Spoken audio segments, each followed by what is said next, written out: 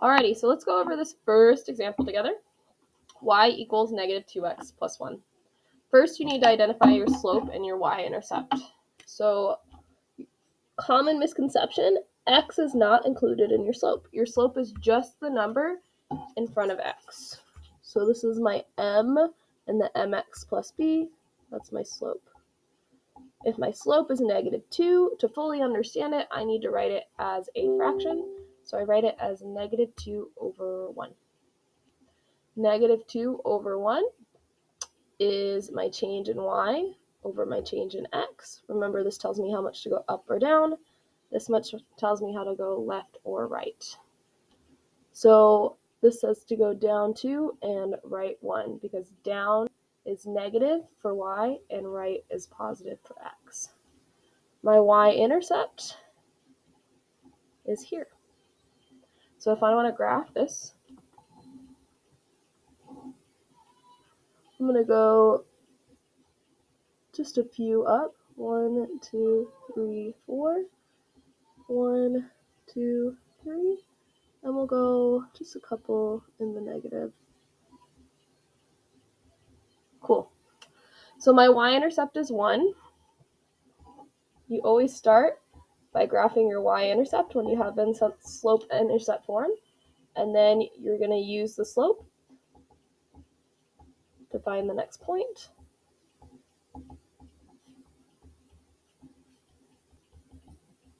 And then you're going to connect your lines.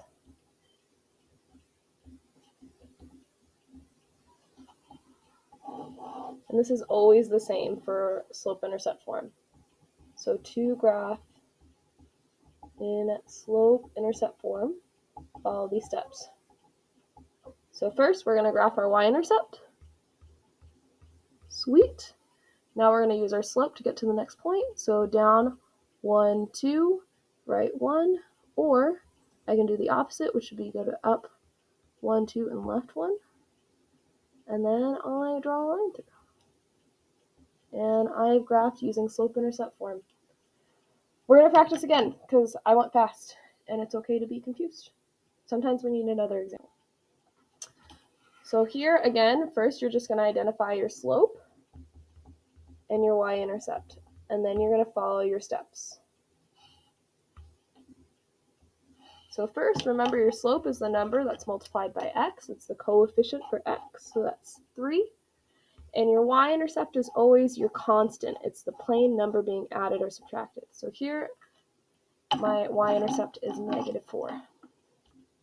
So my slope is 3. My y-intercept is negative 4. Remember, you have 3 steps. 1, graph your y-intercept. 2, use your slope. 3, connect the lines. So that's all we're going to do. First, I'm going to graph my y-intercept. In this case, my y-intercept is negative 4. So I'm going to go down 1, 2, 3, 4, and put a point there. Super easy. Now I'm going to use my slope. My slope is 3. Remember to write it as a fraction, so that's 3 over 1. So I'm going to go up 3 and right 1. So I'm going to up 3 and right 1. Sweet. I have 2 points. I connect the points. Draw my line. Let's do one more. Well, actually 2 more. I lied. 2 more. So fun. Okay. I am going to change this example to negative 1/2 x because I feel like we don't actually have any examples of fractions. And let's take a look at this one. It's a little scary at first. So remember, it needs to be in the form y equals mx plus b. But notice, I only have a b value here. I don't have any x value. So here, I need to recognize there's 0 x's. 0 times x makes this go away, and I'm just left with y equals 2. So here I have a slope of 0 and a y-intercept of 2. So when I graph this, I'm going to start out at 2, my y-intercept. And then my slope says to go